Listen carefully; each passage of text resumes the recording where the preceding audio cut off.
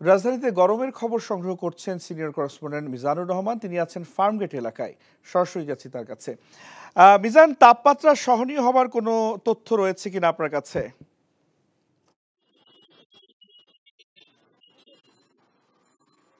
রাইসুল, কিছুক্ষণ আগে আমি আবহাওয়া অধিদপ্তরে গিয়েছিলাম এবং সেখানে যারা দায়িত্বরত আবহাওয়াবিদ রয়েছে তাদের সাথে কথা বললাম।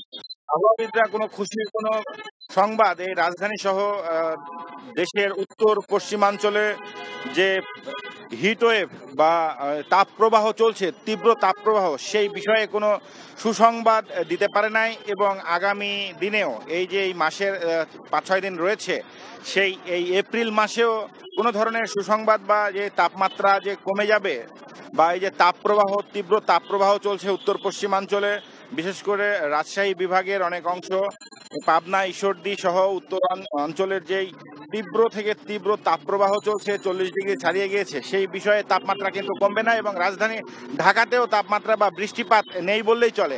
যে পরিমাণ বৃষ্টিপাতের সম্ভাবনা তারা বলছে, এই বৃষ্টিপাতে যে চলমান তাপপ্রবাহ, সেখানে খুব একটা তারতম্য হবে না।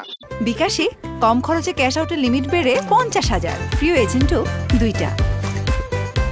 তারা বলছেন যে সামান্য বৃষ্টিপাত হলে সেই তাপমাত্রা 1-2 ঘন্টার মধ্যে কিছুটা হয়তো মানুষ স্বস্তি পেতে পারে, কিন্তু এই যে অসহনীয় পর্যায়ে যে তাপমাত্রা, সেই তাপমাত্রা কিন্তু কমবে না। এই রাজধানীতে আমি বিভিন্ন জায়গায় ঘুরে ফিরে দেখলাম, বিশেষ করে এই চরম তাপপ্রবাহের শিকার হচ্ছেন যারা খেটে খাওয়া মানুষ, নিম্ন আয়ের, যে বিশেষ করে রিক্সাওয়ালা যারা রয়েছে, তাদের কিন্তু খুবই অবস্থা খারাপ। এবং যারা কম বয়স্ক কিশোর রয়েছে, তাদের অবস্থাও খুবই বেগতিক। যারা রাস্তাঘাটে রয়েছেন বা বিভিন্ন কাজে বেরিয়েছেন, তারা কিন্তু খুবই দুর্বিষহ অবস্থায় রয়েছে।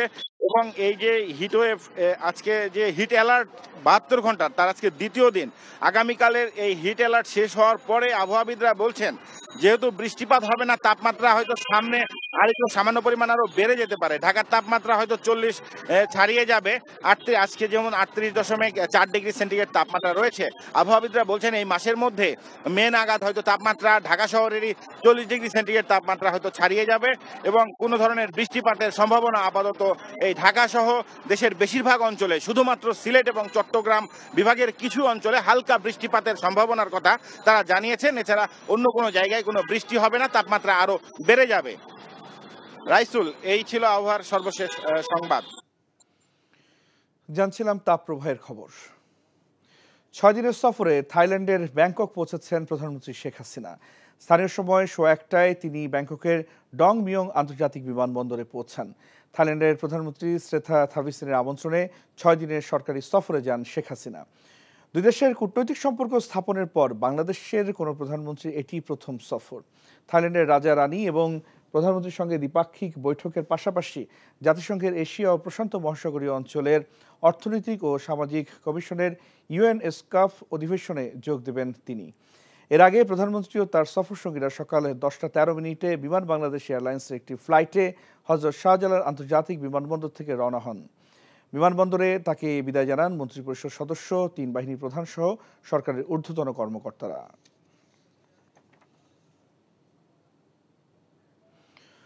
উপজেলা নির্বাচনে মন্ত্রী ও সংসদ সদস্যদের স্বজনরা প্রতিদ্বন্দ্বিতা করছেন কিনা তা জানতে ভোটের দিন পর্যন্ত অপেক্ষা করতে হবে বলে মন্তব্য করেছেন আওয়ামী লীগ সাধারণ সম্পাদক ওবায়দুল কাদের।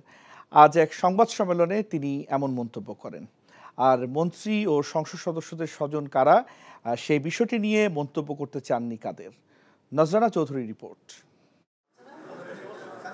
আসন্ন উপজেলা পরিষদ নির্বাচনে মন্ত্রী ও সংসদ সদস্যদের স্বজনরা প্রতিদ্বন্দ্বিতা করতে পারবেন না, আওয়ামী লীগের কেন্দ্র থেকে এমন নির্দেশনা দেয়া হয়েছিল।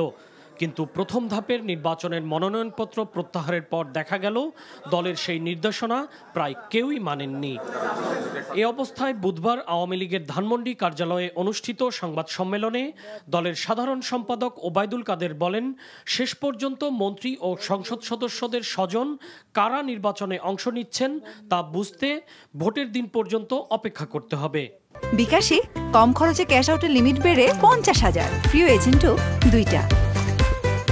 নির্বাচন কমিশনে যে সময়সীমা, তারপরও কেউ ইচ্ছে করলে প্রত্যাহার করতে পারে। কাজে এই বিষয়টি চূড়ান্ত বলে মনে করতে ইলেকশন পর্যন্ত আমাদের অপেক্ষা করতে হবে। দল বিভিন্ন সময় বিভিন্ন কৌশলে ডিসিপ্লিনারি অ্যাকশন নিয়ে থাকে। শেষ পর্যন্ত যারা করবে না সে ব্যাপারেও আমাদের পার্টির সিদ্ধান্ত আমরা সময় মতো নেব। দলের সর্বোচ্চ পর্যায়ের নির্দেশ অমান্যকারীদের শাস্তির মুখোমুখি না করা গেলে দলের শৃঙ্খলায় সমস্যা হবে কিনা এমন প্রশ্নের জবাবে ওবায়দুল কাদের বলেন, শত বাধা বিপত্তি পার করে আওয়ামী লীগ বাংলার মাটিতে কোমর সোজা করে দাঁড়িয়ে আছে। তবে মন্ত্রী ও সংসদ সদস্যদের স্বজনের মধ্যে কারা পড়বেন এ বিষয়টি নিয়ে কিছু জানাতে চাননি আওয়ামী লীগ সাধারণ সম্পাদক। সেটা আমাদের উপর ছেড়ে দিন। আপনারা সবকিছু নির্ধারণ করলে আমরা পার্টি করতেছি, আপনারা এক একটা সংজ্ঞা তো লিখে বলছেন না, আমি আর বলবো না, আমাদেরটা আমাদের কাছে থাকে। আওয়ামী লীগ যেহেতু দলীয়ভাবে উপজেলা পরিষদ নির্বাচনে অংশ নিচ্ছে না, তাই বিনা প্রতিদ্বন্দ্বিতায় কেউ নির্বাচিত হলে তার দায় দলের নয় বলেও জানান দলটির সাধারণ সম্পাদক। নজরানা চৌধুরী, এনটিভি নিউজ, ঢাকা। কক্সবাজার জেলায় কত রোহিঙ্গাকে ভোটার করা হয়েছে তার তালিকা চেয়েছে হাইকোর্ট। আগামী 6 জুনের মধ্যে কক্সবাজারের ডিসি সহ সংশ্লিষ্টদের এই তালিকা আদালতে দাখিল করতে বলা হয়েছে। একই সঙ্গে কক্সবাজারের ঈদগাঁও ইউনিয়নের 38 রোহিঙ্গাকে ভোটার তালিকা থেকে বাদ দেওয়ার নির্দেশও দিয়েছে আদালত। বুধবার বিচারপতি নাইমা হায়দার ও বিচারপতি কাজী জিনাত হকের হাইকোর্ট বেঞ্চ এই আদেশ দেন। আদালতে রিটের পক্ষে শুনানি করেন অ্যাডভোকেট মোহাম্মদ সিদ্দিকুল্লাহ মিয়া। কত রোহিঙ্গা কক্সবাজারে নাগরিকত্ব পেয়ে ভোটার হয়েছেন তার তালিকা দাখিলের নির্দেশনা চেয়ে হাইকোর্টে রিট দায়ের করা হয় গতকাল। এসএসসি পরীক্ষার ধরন বদলাচ্ছে। নতুন ব্যবস্থায় শিক্ষার্থীদের মূল্যায়ন হবে কার্যক্রম ভিত্তিক এবং লিখিত পরীক্ষার মাধ্যমে। 50% নম্বর লিখিত পরীক্ষা এবং বাকি 50% নম্বর দেওয়া হবে অ্যাসাইনমেন্ট, উপস্থাপনা, অনুসন্ধান, প্রদর্শন, পরিকল্পনা প্রণয়ন ইত্যাদি কার্যক্রমের ভিত্তিতে।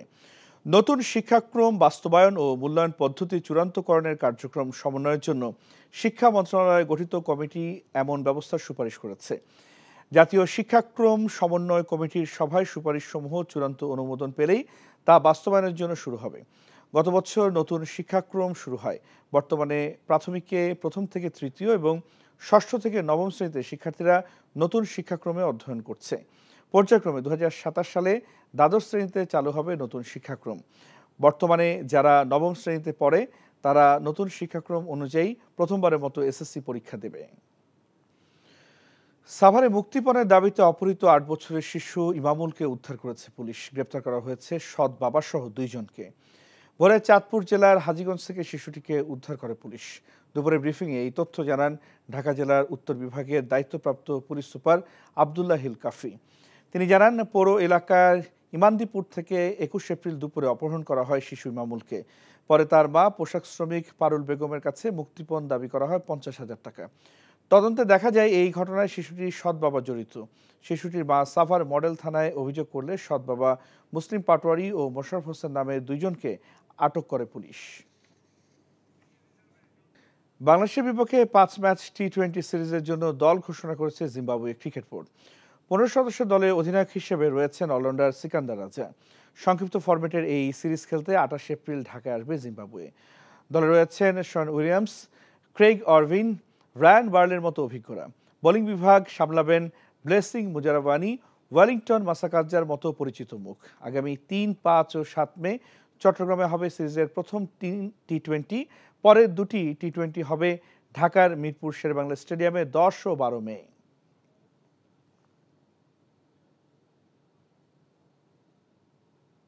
বিকাশে কম খরচে ক্যাশ আউটের লিমিট বেড়ে 50,000, প্রিয় এজেন্টও 2টা।